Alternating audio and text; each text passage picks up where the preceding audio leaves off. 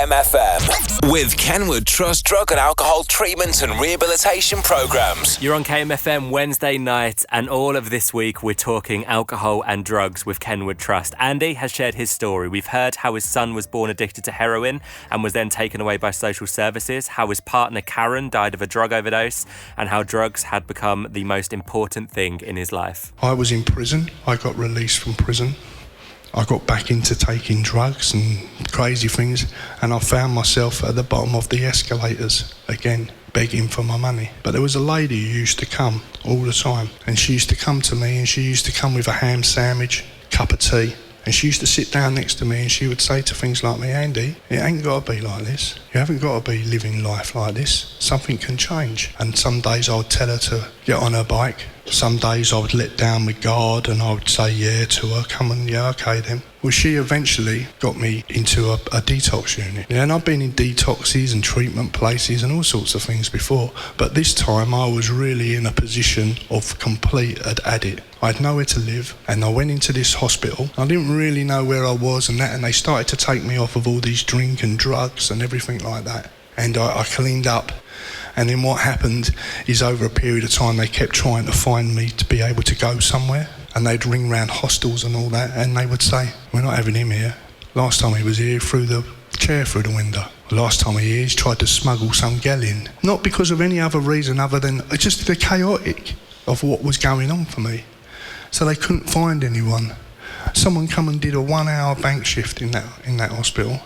And I spoke to them a little bit about my background. I spoke to them about Kenward, because I'd been in Kenward at one time on my journey, and it was somebody who had worked for Kenward. And I spoke to them, and they said, I might know somebody who might be able to take you in, may be able to help you. And what happened, the next day, this bloke came up. He was about 23 years of age. He drove up to the hospital. His name was John. He came up to the hospital and he said, you can live in my house. You can come and live in my house. So when someone says that, you can come and live in my house, I think, oh yeah, I'm going to come and live in your house. Excellent, because I had nowhere else to go. It was the pavement for me. He drove me back to his house. It was in the city estate. I've got back there. I knew there was prostitution, drug dealing and all that going on all around the area. I knew what the area was all about. But for me, something had gone on. Something was going on for me. And I've turned up there. I've met his wife called Tamsin. They've taken me in there into their kind of like living room. I've seen the DVD player, saw the telly, saw some other things in the room. I thought, I'm going to try that, I'm just going to steal it. It was quite late by this time. They took me up to a little box room upstairs. I went in the box room, it had like a white duvet on the bed. I was already quite tidy from the hospital, but it was my own little stuff. And I can remember I sat down on the bed and I laid down on that duvet and I fell asleep.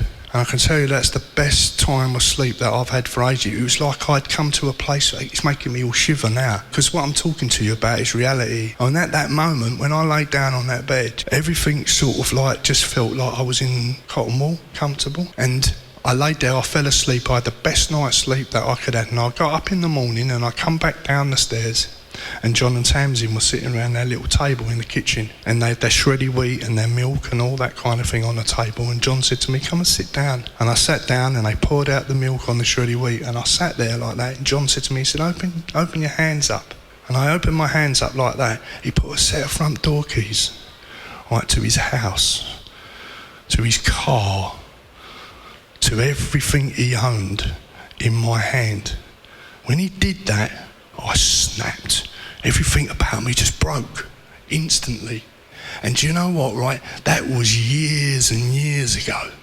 But something actually happened to me. And what it was a demonstration of trust. And in an impact of trust, something dramatically changed in my life. Just because somebody showed me a bit of trust, they had a bit of belief that I could achieve something, I could move on, I could achieve like exams. So much stuff happened after that. And I took hold of that and I lived with that couple for 18 months in that house. And I learnt to kind of be in at meal times, start to eat, have a bit of structure to my life. Everything started to happen. All this week we are teaming up with Kenward Trust and we are talking drugs and alcohol. We are going to schools across Kent, taking Andy, who's had a very troubled life story. You can hear more at kmfm.co.uk, and at the end of every session we ask students if they've got any questions. What was being in prison like with addiction and not being able to satisfy that?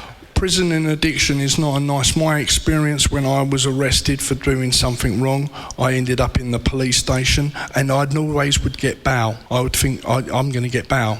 But what I had done this day, when the prison officer came to me, they took me to interview. I said whatever I said in the interview, or not what I said. So I was in the interview. When I came out of there, they put me back in my cell. He came round, opened the flap up, and he said to me, "Today you're not being released. You're going in front of the court." At that moment, I was starting to detox. I was starting to withdraw, should I say, and I was starting to come off. And when you withdraw, it feels like there's something running inside of your veins. You start to vomit, you get diarrhoea, you start to sweat, you keep awake all the time. You feel like you've got stomach cramp. And the only way I can explain it, it's like someone's got a belt and they're tightening that belt around your stomach, and it feels really uncomfortable to breathe and to all that. That goes on for about 4 or 5 days. So when I was on that prison bus going to prison, I didn't know where I was going. I didn't know what was happening. I was feeling sick and horrible and all that. I saw a nurse that night where she gave me 2 little pills, but I didn't get lots of support that night. And withdrawing in prison, not knowing where you are, the sounds of prison, the smell of prison, the people shouting out the windows. When the prison door opens up and you come out and you go downstairs to get your food from the servery, when you're feeling unwell, it's like having a heavy flu. When you come down the stairs, you're vulnerable. You feel weak and all that. There's all people pushing about and all that. You feel very frightened. It's a very intimidating place because you know when you don't feel very well, you feel a bit weak, don't you? You don't feel as strong. You don't want to be in a group of people where really everything's all about being tough and big. You feel uncomfortable. You go down to the servery, you smell the food. You have to go through the servery because you have to be ticked off. That's how they check that you've actually eaten or you've come to the servery. So when you go down, you have to go through it. When you smell that food on that first time, it makes you feel really, really bad. You go back upstairs and then they just slam the door shut again on you. Then the healthcare come and you get to see a doctor, and the doctor will prescribe something which will help you start to come off of that process. That doesn't always happen.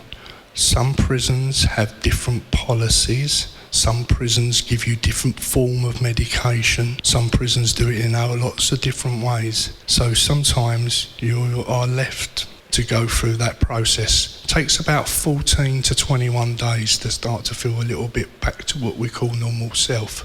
Because what you've been doing, you've been taking a substance what caps that endorphin, so you're very flat. Plus you're also waiting to be sentenced with whatever you've done. You can find out more information at thinkdifferentlykent.co.uk and tune in tomorrow after 9 p.m for the final part of Andy's story.